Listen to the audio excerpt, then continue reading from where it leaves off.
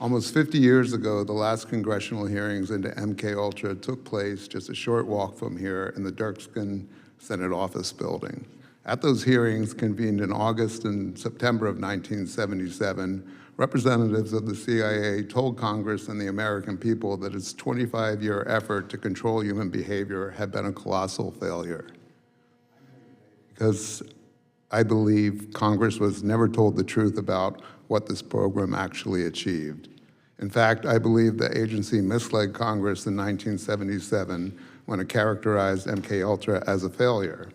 My name is Tom O'Neill, and in 1999, I accepted a magazine assignment to write a story about murders committed by a group of hippies called the Manson family.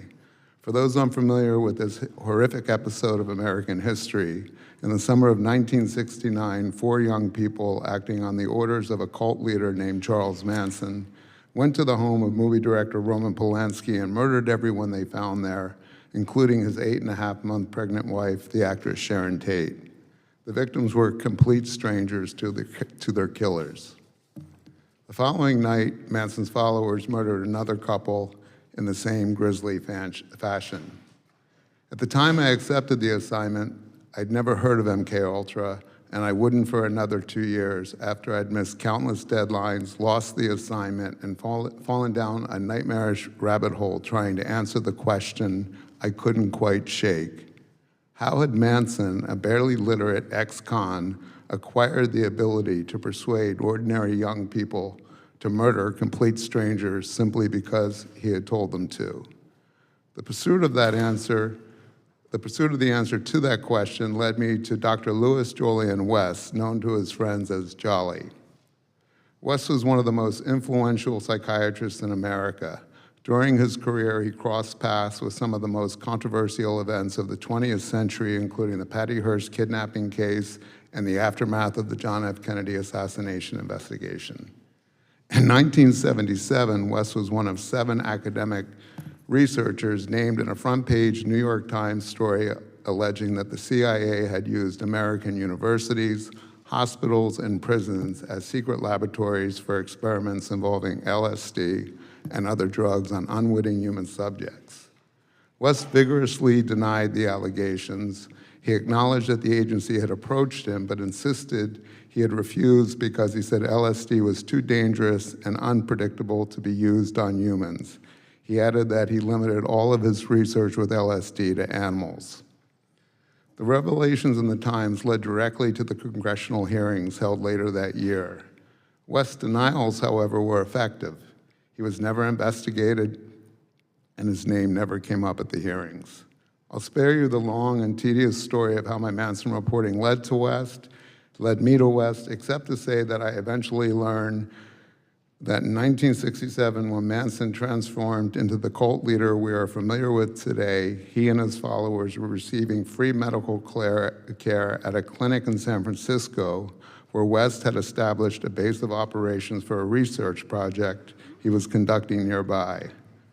After becoming intrigued by the allegations against West, I learned that UCLA, his last academic home, had inherited his paper following his death in 1999. Nearly 2 months and more than 200 boxes later, I found the proverbial needle in a haystack: correspondence between West and Dr. Sidney Gottlieb, the architect of MKUltra. The letters begin in 1953, just 2 months after CIA Director Allen Dulles authorized the program, and while West was stationed at the Lackland Air Force Base in San Antonio, Texas, where he was chief psychiatrist at the base hospital. In his first letter to Gottlieb, West proposed conducting experiments on unwitting human subjects, including military personnel, prisoners, and psychiatric patients at the base hospital. He then outlined the experiments themselves in 6 more pages that could have been written by Joseph Mengele. Using LSD in combination with hypnosis, West proposed inducing confusion, amnesia, and specific mental disorders in people who would remember nothing of their interaction with him afterward. He sought to develop techniques to extract true information and implant false information in unwilling subjects, and to alter the attitudes and beliefs of, quote, previously loyal individuals In other words, to completely switch their allegiance from one group or leader to another. But it was another sentence at the end of that letter that stopped me cold. These experiments, he wrote, must eventually be put to test in practical trials in the field. Gottlieb's response could hardly have been more enthusiastic. My good friend, he wrote, I had been wondering whether your apparent rapid and comprehensive grasp of our problems could possibly be real. You have indeed developed an admirably accurate picture of exactly what we are after. West replied that there was no more vital undertaking conceivable in these times. There was another document in West's papers that had even more significant implications. It was a 14-page report that West wrote in 1956, just 3 years after he contracted with the CIA. In the report, West described administering LSD and other drugs in conjunction with hypnosis on unwitting human subjects, and then he made a remarkable claim. He announced that he had learned how to replace true memories with false memories in people without their knowledge.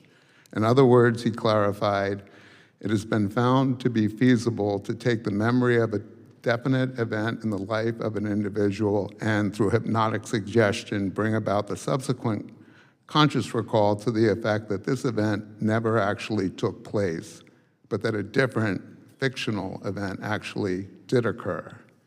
If West's report was accurate, this was not the failure agency officials described in 1977, quite the opposite. It was, in fact, the central ambition of the MKUltra operation, the means of gaining the ability to seize the control of a person's perceptions, memories, and ultimately their behavior. But there was still one more discovery, and this time I found it in the National Security Archives at George Washington University, the official repository of the CIA's MKUltra records, which were released to Congress after the 1977 hearings. In those holdings was a different versions of West's 1956 report. The original paper had been replaced by a 4-page summary that did not exist in West's files and appears to have been written by someone else. His claims about replacing memories were gone. In their place was a theoretical discussion of LSD in dissociative states. The versions applied to Congress concluded that the effects of LSD and similar drugs on dissociative states had, and I'm quoting, never been studied. Never been studied. In the original report, West discusses observations from his own experiments, including detailed descriptions of using LSD to, as he wrote, speed the induction of the hypnotic state and deepen the trance in subjects. Those passages have been removed in the report turned over to Congress. The discrepancy could not have been more stark. Nearly 50 years ago, another congressional committee believed it had been given the truth about MKUltra. It had not. In conclusion, I respectfully submit that these records, some newly available and others that remained outside the government's disclosure for decades, warrant a thorough re-examination of what the program accomplished, what Congress was told, and what may still remain hidden. I'm happy to provide the documents I've referenced today, and I've provided many additional details in my written testimony.